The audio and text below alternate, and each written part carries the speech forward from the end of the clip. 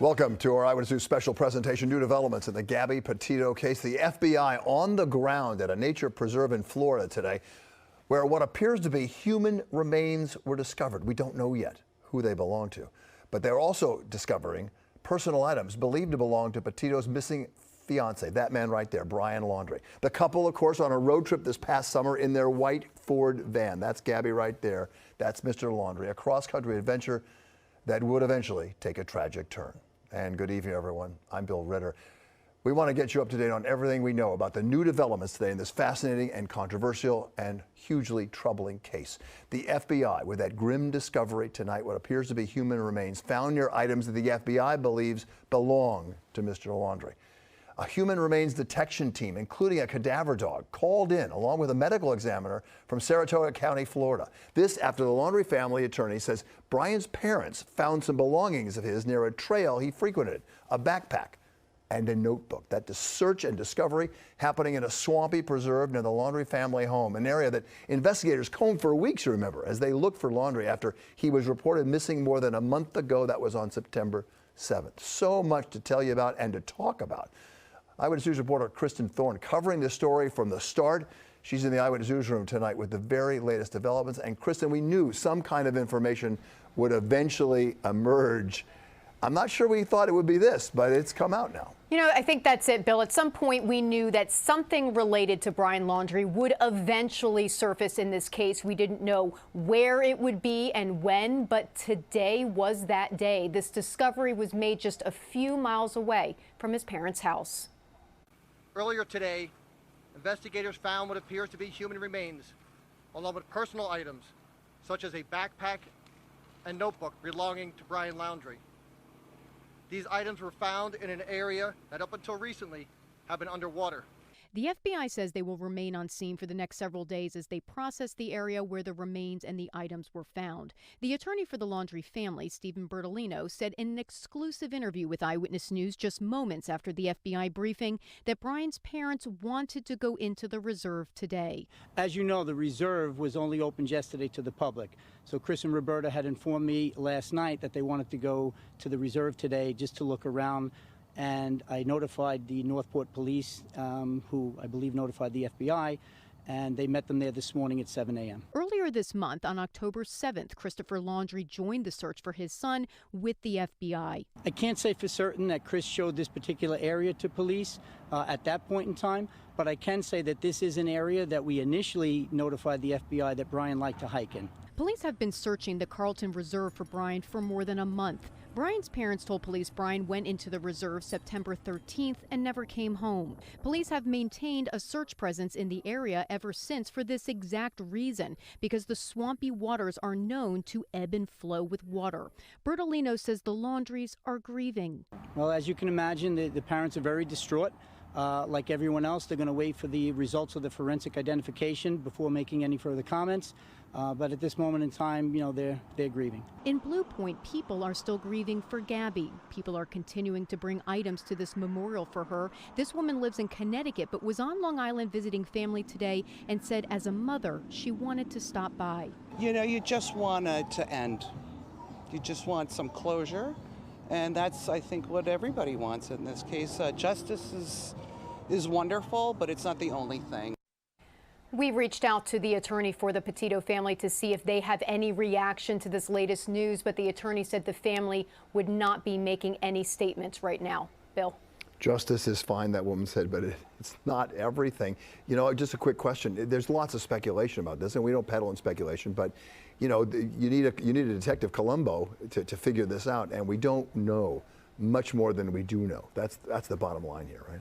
Exactly. And I think that is it coincidental that on the same day that Brian's parents asked to go into this reserve, is it coincidental that this is the day that they make this discovery? It could be. It absolutely could be coincidental. And I don't want us to read too much into that, but surely in keeping with the way this story has panned out minute by minute, this whole entire day is keeping with the way this story has been panning out, which is just, there's these weird things coming together at one time, and it makes you think, how did all of this happen in one day and why today? Well, we're going to dig into that a little and get into the weeds with it in a minute or so. I want you to hang on, Kristen. We're going to bring you back as we bring in Bob Boyce in a minute. But first, I want to take a quick look back at how we did get here to this day, the timeline of how this all unfolded. As you see right there, we'll start there. July 2nd, Petito and Laundrie started their cross-country trip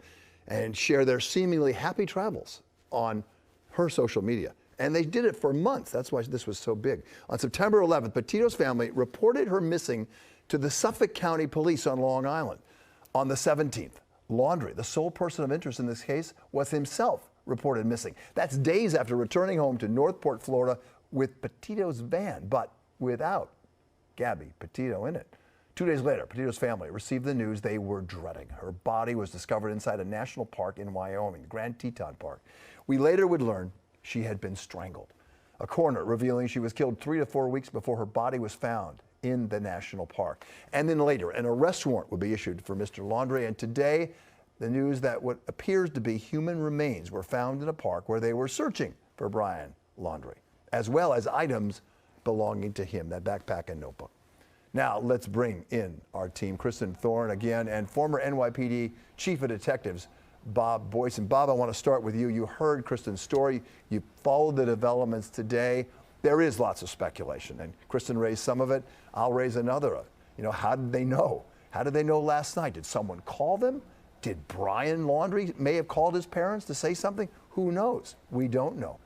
You're a detective. You spent your career being a cop, and you were chief of detectives. Where do you go here? Where does your sense tell you? Good evening, Bill. There's just too many strange turns that Chris and Roberta Laundrie have been involved in to not believe that something is amiss here. And then you see this, the day the park closed, the reopens, they go into this specific area here. And a very large, 2,400 acres, from what I understand, the park, it abuts the Carlton Reserve. And they go to this exact spot and they find the backpack. And they identify the backpack, from what I can understand, and the notebook in this particular area. So it's quite strange. And 24,000 acres, I think, actually. 24,000. Yeah. It's even worse. Yeah. So they find this one location, this remote location where it's a path where people go by. We see the gentleman walking by in an early handheld video. And they're being told by the FBI agent that, well, all of a sudden we found something, we found remains. And you can see that there's they're a little taken back by it, I can see. So there's a lot of things here. This doesn't add up to coincidence. So you wonder exactly how they got there, what they knew all along. If this does look like the final chapter in this thing, one of the final chapters in this case, I can tell you that just that they find remains nearby and they find property nearby. Chances are the two belong to each other. So that's what I'm thinking right now. The FBI agent is exactly right. He's going to be there for 7 days.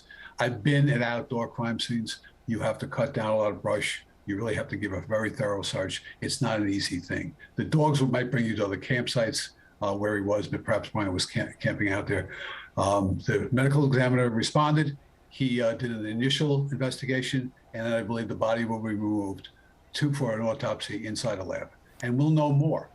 Right, because they'll do DNA tests on the human remains. I think the thing that Kristen came up with and what she focused on in her story today, and Kristen, correct me if I'm wrong, but let me ask Bob the first question, and then you can weigh in on this, is that last night, something happened because that place, that preserve, opened up for the public again yesterday. Somebody may have seen something because they called the police. They called the FBI and said, we're going there tomorrow. So how did they know to go there tomorrow? Did someone call them? Did they get a call from somebody or find a note from their son? We don't know. But what does your gut tell you? Because they called the FBI last night and said, we're going to go there tomorrow. Meet us there. It sounds like they got a tip from somebody, to be honest with you. I'm looking at it just from 3,000 feet now. But they could do some telephone work on that and see where that came from. If it did come through the telephone or was delivered by in person, or through a computer, it's unclear. But for them to go to the exact location, it's very, very strange in that big park. So they'll go forward with that. Did they know more? Were they holding back? And that'll be determined in the next couple of days, I think. The DNA is the important thing. Let's get this to find out exactly who this is if we can. Dental records, DNA, fingerprints, if they're still can be brought up after 5 weeks in the wild. And also tattooing, if you can still see that. Looks like Brian has some tattoos. Yeah. And clothing. Will they be able to, the clothing found on the remains?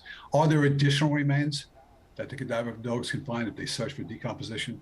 Is there a nearby campsite that they can identify? And could the coroner tell us about the same time of death, or close to it, like he did with Gabby, like they did with Gabby in Wyoming? This was, as you pointed out many times when you were there, Kristen, this was a place that's filled with snakes and alligators. It is an extremely dangerous area, and to think that he would have survived by some stretch of the imagination for this amount of time is just not realistic. Everyone that we've spoken to who's from that area and knows that area will tell you, and I can tell you from being there late at night, early in the morning, it is not a place that you can survive for a long period between the crocodiles and the mosquitoes and the snakes and not being able to see. You know, if you step into one of these swampy areas, you're going to get swallowed up and you're not going to know it. It is an extremely dangerous area. How long does this take? And we don't know what kind of remains that they were discovered. Was it whole body remains? You know, it sounds eerily similar to the step-by-step process that we went through when they found the body of Gabby, you know, in the Grand Teton Park. Yeah, Bill, weather and wildlife, they take a toll, even a couple of days. This is 5 weeks. This is a long time. And again, they'll try to determine what time he died and the manner of his death. Is it consistent with a suicide? There's a lot of questions here. Yeah. We'll know about 24 hours to 48 hours. We'll have a lot more. That crime scene will be up. And again, they have a command center up. You've seen the canopy. They're going to bring in generators and bright lights. They're really going to do a thorough job there to see if there's something we're missing. If there's other remains that have to be that could be carried off by wildlife. There's a lot here yet to do. Yeah, but you know, it's interesting as you talk, and Kristen, I'm sure you're having these thoughts, and tell me if you aren't, or tell me if you are, because he's an experienced hiker. He goes there to contemplate whatever. We know that from his parents. And it's just, you know, to think that he would just be attacked by some wild animal after all of the experience there seems kind of unlikely. So who knows what maybe he took his own life? That's certainly a possibility, Chris. We do know that Chris and Roberta Laundrie said very early on in this case that they did fear that Brian may have hurt himself, as they put it, or injured himself was the word that they used. So it's something that they have been concerned about for some time, that when he went into that reserve, did he go there with the intention to hurt himself? That was something that they have feared from the very beginning. You know, Bob, I'm interested in how you play a detective here and how you played the role, because that's what your role was for so many years. As you're looking into this, you know, for so long, we have all talked on this program about the parents before. They were secretive. There were things that it just seemed like someone was hiding something because they weren't talking to police about all this. But we did hear from their lawyer in the exclusive interview we got that, you know, the family's now in mourning. And that's a sad thing. They've lost a son, and that's a terrible thing. And I, as a parent, I can't imagine that, just like I can't imagine for Gabby Petito's parents. But, you know, there's so many questions about what their role may or may not have been in hiding information here, if they did that. And we're not making any allegations because we don't have the right to do that. But there are some questionable things here. I will tell you, if they lied to the FBI, and if they were deceitful, disingenuous to the FBI at any point, they'll be prosecuted on that alone. So every conversation with the FBI has to be scrutinized to see, any federal agency can be scrutinized to see if it matches up to what happened. Okay. So I believe they knew more than what they let on. Their attorneys saying they were in grief sounds like we're very close to finding out exactly what happened here by identifying that backpack. Is there anything in the notebook? Is the notebook destroyed? Is there anything illegible? There's a lot of stuff that we don't know. The FBI is keeping things tight, as they always do, and there's nothing wrong with that. But they also have outside agencies helping them as well. And it won't take long to get the DNA. It did not take that long to identify Gabby when they found her remains as well. And we don't know what kind of remains they are. And how destroyed they were from as compared to a whole body. Kristen, anything you want to ask the former chief of detectives, because we could use it in a story tonight. If you Absolutely. Well, one thing I want to bring up, and I haven't had a lot of time to talk about this, and as I was putting together a timeline on this case, there are many parts of this story that continue to bother me, but there's one in particular. The chief of the Northport Police Department told reporters confidently he knew where Brian Laundrie was. He said, "I know where he is. I know his location." if you look back at the time period, by that point, Brian had gone into the Carlton Reserve 3 days before. So that leaves you thinking, in my opinion, there's no way that the chief of an investigation into a missing person would feel confident telling a whole room of reporters, yes, I know where Brian Laundrie is, knowing that he was in a 25,000-acre reserve. I do not think that the chief of police knew at that point where Brian Laundrie was. I think he thought that he was in the house, and so in his parents' house. So that leaves you thinking, who told him where Brian was at that point? Because he was very confident on that day that he knew where he was. That was one of the many questions I would like to ask the chief of Northport Police if I can ever get an interview with him. So that does raise the question again about the timeline and what the family has been telling investigators and how honest they have been. Because you do look at that and you say, well, there's no way that he knew where Brian Laundrie really was on September 16th. Well, they would have questioned him, I assume, Bob, right? Yes, and here's the thing: they were not the primary. They were helping out thing. And I will tell you, as police chiefs, I've said a lot of things I wish he would take back. I think that chief would take that back now because they didn't report him missing for 4 days after he was missing. They've changed the date from the 14th to the 13th. They reported him missing on the 17th. So they were, for whatever reason, they chose not to help the police at all. I think that, I think at some point they were duplicitous. From what I could see right now, the chief probably thinks he's in the house the whole time. He was not. All right, he was in the wind, as we say. He was over at the park, so he didn't really know. And I think he was comfortable with saying, we didn't have eyes on it 24/7. Surveillance teams are really important here. When you put eyes on a building, you need backup, you need response vehicles. There's a lot there. I don't think they had any of that out at that point. Again, he wasn't wanted for it. They didn't find Gabby's body till after that. So it's kind of like a strange situation. It's unusual. Go ahead. Yeah, it's unusual. It's just one of those things. There's no question. The timeline doesn't match. This case doesn't match up on anything. When you look at little things here, on the first, when he goes back to Florida, Gabby, I believe, was killed on August 27th. He's back in Florida. He's on his way back. That's quite a trip. What are the texts and the phone calls? What does that tell us? His conversations with the parents. Right. We know he spent money on her debit card. As a parent, I would say if one of my children came back and their partner, their fiance, their loved one, the person they love, wasn't with them after a cross-country trip, and I came back my child came back with a van that belonged to her, really, what would I say to them? Well, and what would they say to me? Well, yeah, she decided to stay at the Grand Teton National Park by herself without a car. What? And so it raises all these questions that I think put them in a less than reputable light, just because every parent that I know, you all are parents, you would say the same thing. What the heck is going on here? Right, but Bill, the point is August 17th to the 23rd, he had returned home without her. Now, the van she kept, and most likely she was in Salt Lake City by that point. But this seemed to be their relationship. They would fight, one would leave, they get back together, one would leave. So I really do feel, and people have asked me, do I think that Brian was honest with his parents about what may have occurred here? And again, we should point out that he has not been charged in any crime in her death. He's just named as a person of interest.